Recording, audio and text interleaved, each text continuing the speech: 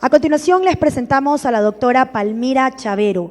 Ella es doctora en Ciencias de la Comunicación y Sociología por la Universidad Complutense de Madrid. Se ha desempeñado como investigadora del equipo de investigación Agenda y Voto, del Grupo de Investigación en Gobierno, Administración y Políticas Públicas, de proyectos de investigación internacionales como Journalistic Role Performance Around the World, Worlds of Journalism Study y Culturas Periodísticas de Ecuador. Ha trabajado en la Universidad Complutense de Madrid, en el Instituto Universitario de Investigación Ortega y Gasset y ha sido coordinadora del Laboratorio de Comunicación y Derechos del Instituto de Altos Estudios Nacionales de Ecuador. Ella hoy nos acompaña con la exposición Comunicación, Mercado y Derechos.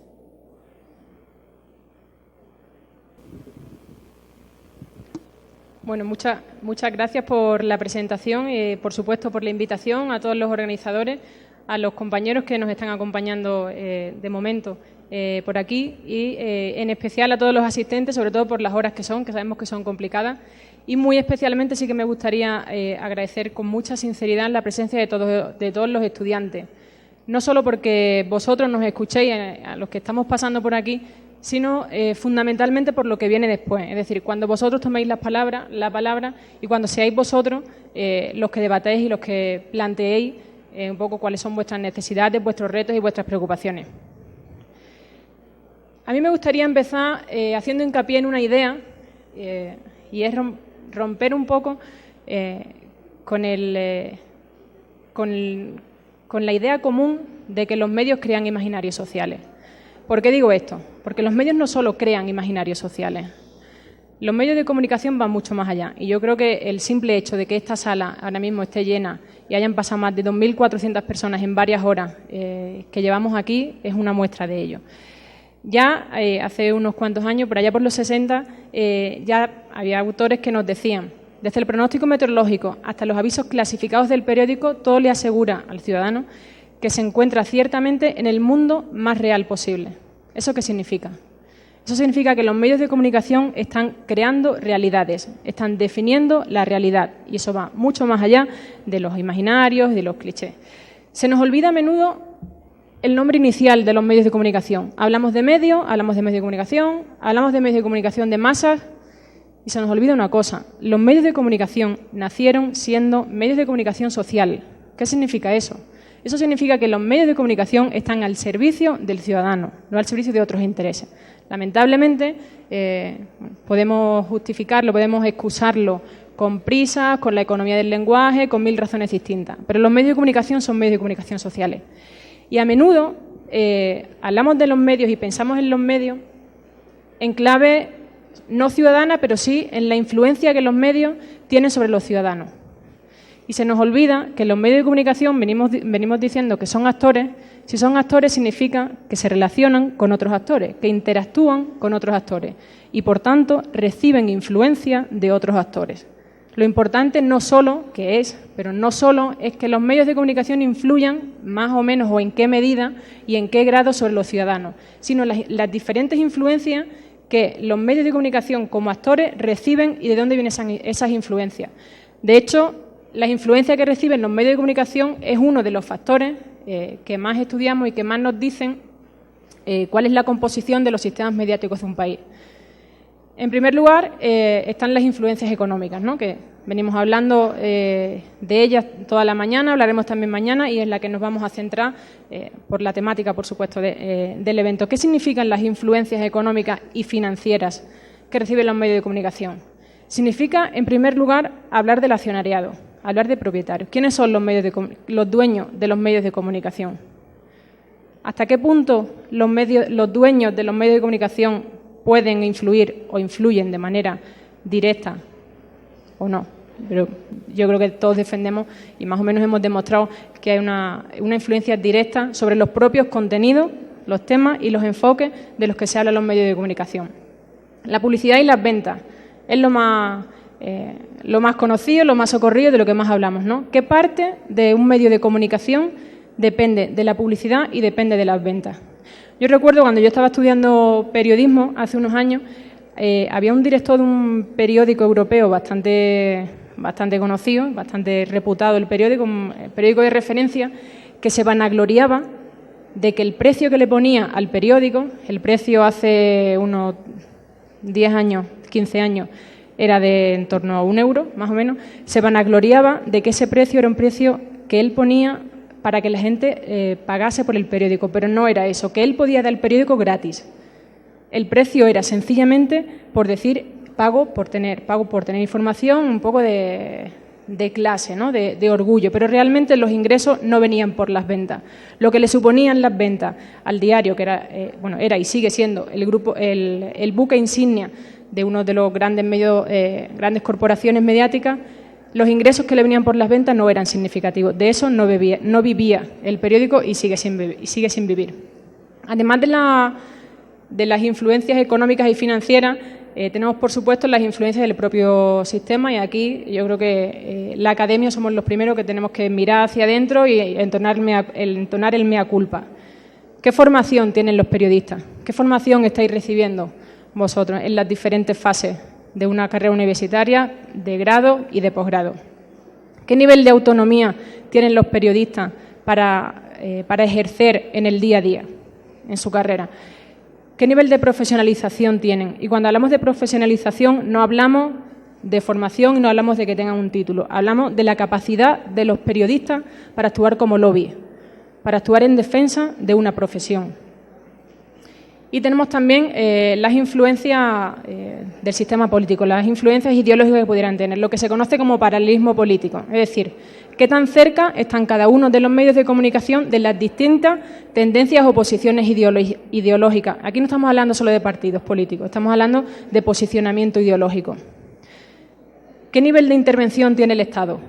Sabemos que el Estado puede intervenir, obviamente, de manera legislativa, haciendo las leyes, pero solo. ¿No tiene el Estado otras maneras de intervenir a través de agencias de información, a través de sus propios medios? ¿Qué otras formas tiene el Estado de intervenir? ¿Cuáles son las consecuencias de esto? Hemos visto cuáles son un poco los factores de influencia en los medios de comunicación, pero ¿esto qué significa? ¿Cómo se traduce esto en el día a día y en el quehacer de los medios de comunicación? En América Latina, igual que en otros muchos sitios, estamos acostumbrados a la concentración. Venimos hablando también varias horas durante varias presentaciones de la concentración empresarial. En una mirada retrospectiva, ¿eso qué significa? Significa que los medios de comunicación y los grandes grupos tradicionalmente han estado vinculados a los grandes centros de poder. No solo hablamos de dinero, no solo hablamos de economía y de financiación, hablamos de poder. Algunos autores defienden la composición de los grupos mediáticos en América Latina como latifundios mediáticos. Se habla de América Latina como un gran latifundio mediático. Todos conocemos los 5 grandes grupos, corporaciones mediáticas de América Latina. Todos conocemos el grupo Clarín, todos conocemos el grupo Globo. Y más o menos vamos sabiendo también, aunque esta es una de las barreras con las que nosotros mismos nos encontramos cuando queremos analizar los medios, pero a pesar de esas barreras, más o menos vamos conociendo también quiénes son los propietarios de los medios de comunicación, a pesar de que ellos mismos nos ponen las trabas para que no sepamos quiénes son. En Ecuador, hasta hace nada, ya sabéis que 8 eran los grandes grupos, los principales grupos que tenían la mayoría de los medios de comunicación. ¿Eso qué significa? ¿Cuáles son las consecuencias en distintos planos? Voy a intentar repasar varios de los planos en los que incide y en los que influye directa e indirectamente esta concentración empresarial de los medios de comunicación. En primer lugar, me gustaría que nos parásemos un poco a reflexionar en un enfoque de derechos. ¿Qué significa en el lenguaje de derecho que los medios de comunicación que la mayoría de los medios de comunicación estén en muy pocas manos?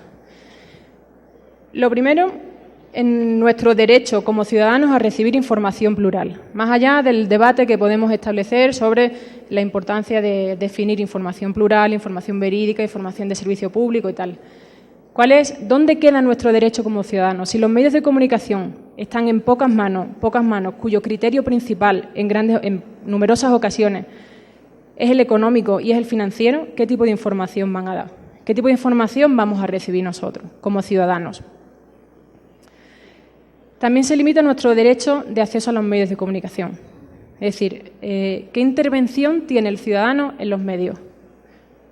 ¿Cómo podemos nosotros acceder a los medios? Y aquí me gustaría, vamos a retomar después un poco esto, pero me gustaría que pensásemos en acceso a los medios como algo más allá de escribir una carta al director. O sea, el ciudadano no participa en el medio solo por escribir una carta. Hay que mirar muchos temas, la elaboración de la agenda, realmente los temas de los que hablan los medios son los que interesan al ciudadano, no interesan. Y un tema en el que volveremos después, la posibilidad que tiene o que no tiene el ciudadano de configurar un medio de comunicación. ¿Por qué para crear un medio de comunicación hay que tener determinado nivel adquisitivo o determinado plan financiero, o sea, con determinados números? Se está restringiendo nuestro derecho como ciudadanos al acceso a los medios de comunicación. No menos grave es el siguiente punto del que me gustaría hablar, por lo menos mencionar, sobre todo por honor al tiempo también, y es ya entrando en el tema de los contenidos. Un medio de comunicación en el que lo que priman son los criterios económicos y, por tanto, los temas de los que se van a hablar son los temas que venden.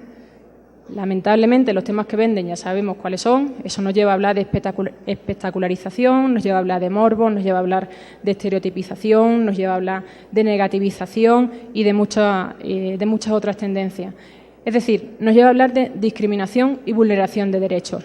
Es decir, lo que prima no es que el ciudadano tenga información plural, variada, de cierto nivel, contrastada, con X números de fuentes, con distintos enfoques, no. Lo que prima es que se venda. Por tanto, estamos poniendo en riesgo el respeto a los propios derechos ciudadanos. Y lo más grave de esto es que nos acostumbramos. Es que como todos lo hacen, pensamos que eso es lo normal. Convertimos lo habitual en normal, y no. La discriminación en los contenidos de los medios de comunicación no es ni puede ser la norma. Esto significa también la exclusión de unas minorías, de las minorías sociales. En Ecuador tenemos 9 grupos de atención prioritaria recogidos por la Constitución. Además de eso, tenemos varios colectivos en situación tradicionalmente, o sea, históricamente desprestigiados y vulnerables. Y casualmente son los colectivos que menos aparecen en los medios y que menos acceso tienen a los medios de comunicación. Si saltamos del enfoque de derecho al enfoque más politológico y regresamos un poco a algunos apuntes que nos dio la profesora Ramos antes, que nos ha robado media conferencia, podemos hablar de la calidad democrática. Es decir, hay que pensar en qué tenemos y en qué queremos construir. Por eso destaco la importancia de los estudiantes en esta sala, porque son los que van a construir el Ecuador del futuro. Normalmente pensamos en democracia como gobierno, como elecciones cada X años, y se nos olvida que la democracia va mucho más allá de eso. Tenemos los poderes que elegimos y tenemos también los poderes fácticos, entre los que nos encontramos a los medios de comunicación. Vuelvo a la reflexión inicial. Los medios de comunicación crean realidad y tienen la capacidad de apoyar, impulsar o bloquear determinadas medidas legislativas, determinadas iniciativas. Eso también influye en el nivel de democracia que tenemos y, por supuesto, convierte a los medios de comunicación en un poder fáctico. Un poder fáctico que, además, nos parece democrático, pero ¿quién elige a los medios de comunicación? ¿Quién vota? A los directores, a los miembros del directorio, a los miembros del Ejecutivo, las decisiones que se toman. ¿Dónde está el proceso democrático? En el interior de los medios de comunicación. Y, sin embargo, aparentemente nos encontramos que son actores democráticos. ¿Cuál es la consecuencia, en última instancia, de que los medios primen cierto tipo de información, los ciudadanos, por tanto, reciban la información que los medios quieren que reciban, de los temas que los medios quieren que conozcan y de la manera en que los medios quieren que se conozcan? ¿De qué se habla en la calle? ¿De qué se habla en los cafés? ¿De qué se habla los lunes por la mañana cuando se llega a la oficina? ¿Cuál es el nivel de debate que tiene la opinión pública cuando unos medios de comunicación están transmitiendo información en la que priman intereses económicos a corto y a mediano, pero fundamentalmente a corto plazo? ¿Existe realmente el debate público? Y el debate público va más allá de las retransmisiones deportivas, de los realities y tal, de los temas candentes. Ahora en la comida hablábamos, los medios no hablan de ciertos temas. ¿Es que eso es casual? ¿Es que es casual que los medios seleccionen un cierto tipo de temas y no seleccionen otro? ¿Hablen de uno y no hablen de otro? Es decir, el debate público de hoy no solo configura un patrón u otro de opinión pública, sino que colabora y contribuye a crear el Estado y la democracia del mañana que queremos para el país. Sobre el modelo periodístico, ¿cuáles son las consecuencias, algunas de las consecuencias principales que tiene el hecho de que la mayoría de los medios estén en una minoría de manos? Lo primero probablemente que se nos viene a la cabeza es la capacidad de decisión del periodista, ¿no?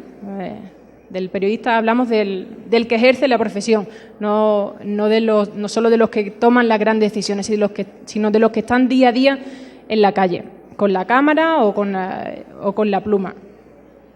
¿Cuál es su margen de decisión? ¿Cuál es su margen de actuación? ¿Qué autonomía tienen los periodistas para decidir? ¿Cuántas veces un periodista llega a una redacción y ese tema no entra? O una vez hecho el tema no entra.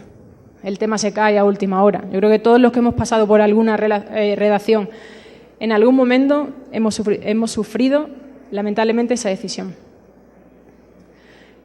¿Qué nos dicen los medios de comunicación con las características de concentración que venimos diciendo? ¿Cuál es la información que nos da? ¿Qué visión del mundo nos está ofreciendo?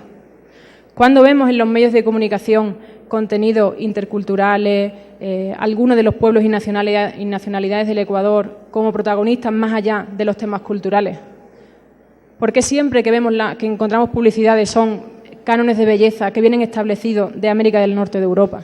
¿Por qué nunca encontramos un modelo de belleza propio?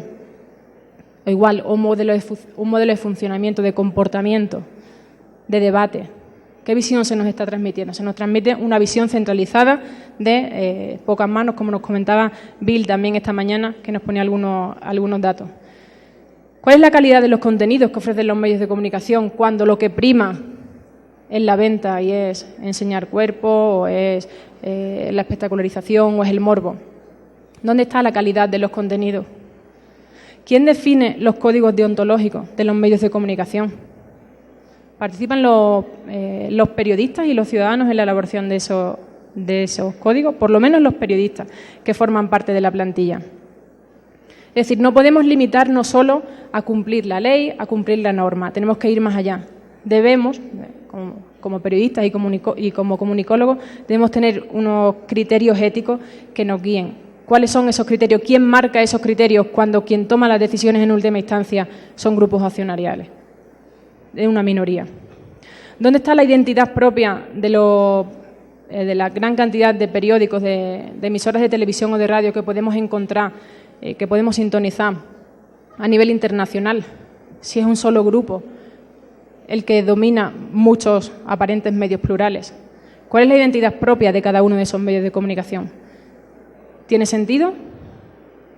¿Debe tener cada medio de comunicación una identidad o debe sublevarse y someterse a lo que marquen las acciones y el valor de las acciones? Y una de las cosas que a mí más me llama la atención, quizás porque también las trabajo, es la desconfianza en los ciudadanos que generan los medios. ¿A alguien de aquí le sorprende si digo que más de la mitad de los ciudadanos ecuatorianos no confía en ningún medio de comunicación, ni televisión, ni prensa, ni radio, en ninguno? O sea, los datos son más preocupantes en la prensa escrita, casualmente, probablemente por el nivel de consumo que se da de cada uno de los distintos medios de comunicación. Y sin embargo aquí nos encontramos con una paradoja, es que los ciudadanos, o sea, estos son datos de Ecuador, pero es una tendencia global, es una tendencia internacional. Nos encontramos, como digo, con unos ciudadanos que no confían en sus medios de comunicación, no confían en la tele, no confían en la radio, no confían en la prensa. Se confía más o menos en las redes sociales como contrapeso al poder de estos medios. No confían en ellos, digo, y sin embargo lo necesitan. Porque a fin de cuentas, ¿cómo sabe un ciudadano de Cuenca lo que está pasando en Lago Agrio? Si no es a través, o tiene algún familiar, algún contacto directo allí, o no le queda más remedio que acudir a los medios de comunicación. Entonces nos encontramos con una paradoja. Los medios de comunicación saben que el ciudadano les necesita. ¿Qué importancia le dan los medios de comunicación a estos altos niveles y preocupantes para mí, niveles de desconfianza del ciudadano?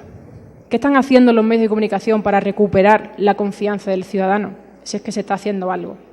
Son preguntas que nos deberíamos hacer, yo creo, sobre todo las nuevas generaciones de periodistas y de comunicadores que vienen.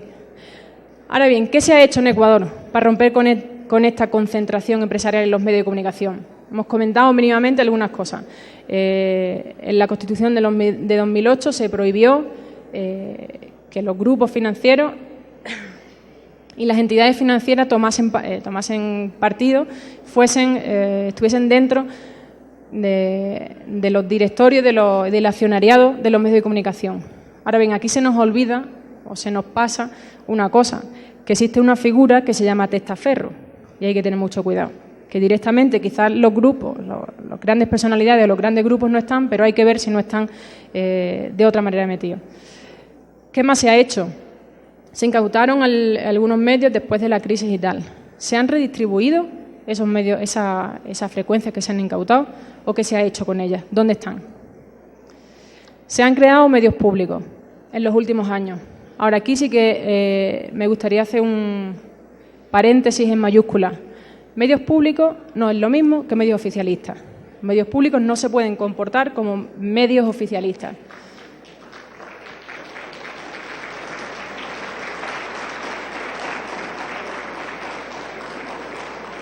Si bien la Ley de Comunicación reconoce la figura de los medios oficialistas como una variante de los medios públicos, hay que tener muy claro. Y aquí me gustaría volver a lo primero que comentamos, que los medios de comunicación sociales están al servicio del ciudadano.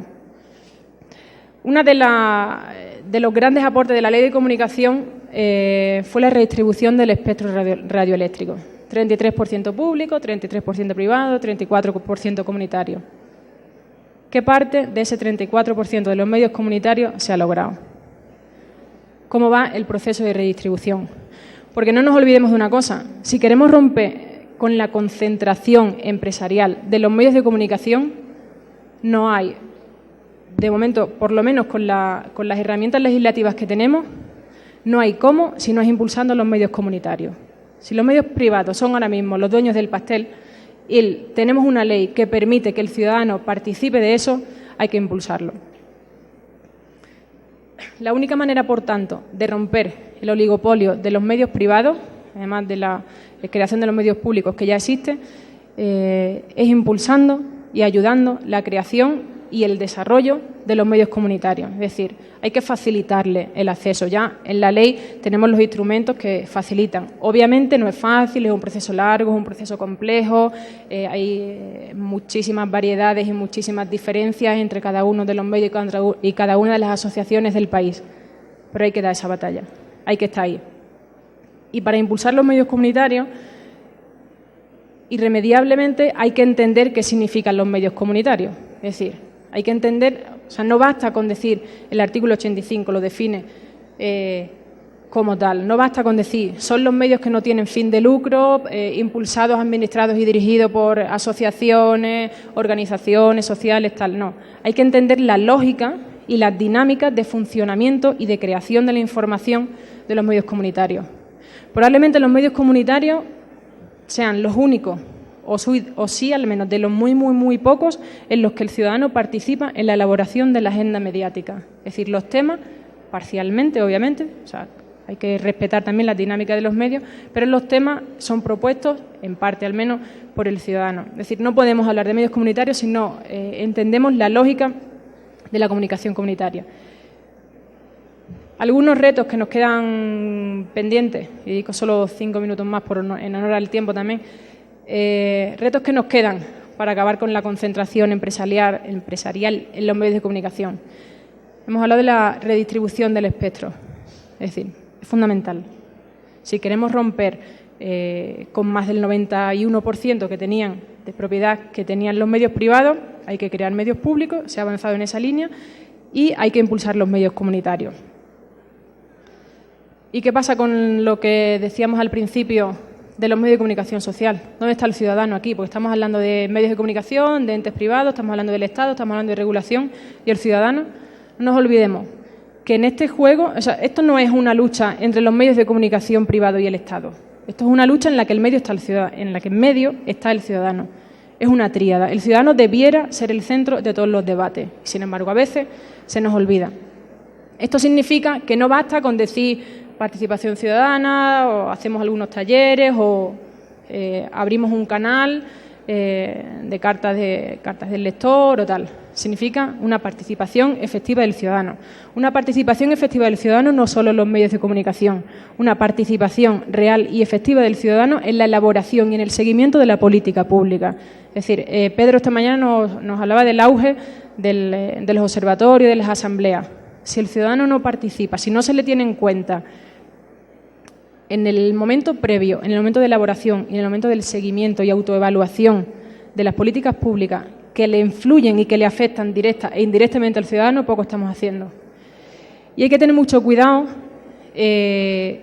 con el camino que estamos recorriendo. O sea, obviamente, Ecuador está ahora mismo en una situación de privilegio, con una oportunidad, yo creo que única, bajo mi perspectiva, es única de hacer historia internacional. O sea, está en el momento de poder darle la vuelta al predominio de los medios privados y a los abusos y tal, pero hay que tener mucho cuidado con lo que se está haciendo. Eso significa que permanentemente tenemos que hacer autoevaluación y hacer autocrítica. Romper con la concentración empresarial en los medios de comunicación y utilizar la ley orgánica que nos permite hacerlo supone también, como decía, esa autoevaluación. Estamos trabajando en algunos datos que son preocupantes, bajo mi parecer, que nos dicen que los propios periodistas se sienten temerosos. Es decir, que los pocos años que llevamos de debate y de implementación de la nueva legislación está teniendo influencias más negativas que positivas. Hemos hecho algunos estudios, no son estadísticamente significativos, ¿vale? Sí que sirven para tener una imagen de lo que está pasando en el campo de la profesión periodística en el Ecuador, pero no tomemos estos resultados como extrapolables a todo el país, porque no lo son, no son estadísticamente significativos, pero sí estamos trabajando con datos que nos dicen que más de la mitad de los periodistas consideran que la ley es la primera fuente de influencia externa en su trabajo diario. Y los organismos que crean la ley más de la mitad también consideran que es una de las principales influencias. Es decir, a medida que vamos avanzando, hay que ir revisando cómo vamos avanzando, si se está haciendo bien y cómo se está haciendo. Solo por ilustrar un poco estos datos, para que no quede tan frío, algunos de los periodistas con los que contábamos en las encuestas nos contaban: contamos con una ley de comunicación muy ambigua que no nos permite conocer al 100% hasta qué punto podemos llegar. Entonces es mejor cuidarnos y no ser tan libres de expresión. A mí esta frase dicha por un periodista me asusta. Es decir, a lo mejor no estamos dando bien a conocer el funcionamiento de la ley, la implementación de la ley, a lo mejor los periodistas no la entienden bien, o sea, obviamente hay que analizar mucho, pero hay que hacer una autoevaluación, yo creo que permanente, no solo desde la política pública, no solo desde el ciudadano, sino también desde los propios periodistas. Y ya termino dando algunos datos más sobre esto y vinculándolo con el título de la ponencia, es que el 20% de los periodistas, repito, es una muestra representativa, pero no estadísticamente significativa, el 20% de los periodistas del Ecuador reconocen que tienen influencias de tipo económico al hacer su trabajo, o sea, en su quehacer diario. Obviamente tienen otro tipo de influencias y fundamentalmente reconocen que sí, que tienen influencias, pero me gustaría rescatar ese dato. El 20% de los periodistas de Ecuador, aquí están incluidos públicos, privados y comunitarios, de todas las edades y de varios rangos y tal, reconocen que las económicas y financieras son de las principales influencias que tienen en su quehacer diario. En definitiva, yo creo que se ha avanzado mucho en el intento de deshegemonizar a los medios privados, pero también creo que hay mucho por hacer y creo que el camino es muy largo y muy difícil. Creo que no nos podemos detener, pero hay que tener mucho cuidado con el camino que se está recorriendo y, sobre todo, no se puede recorrer este camino sin tener en cuenta al periodista y al ciudadano. Muchas gracias.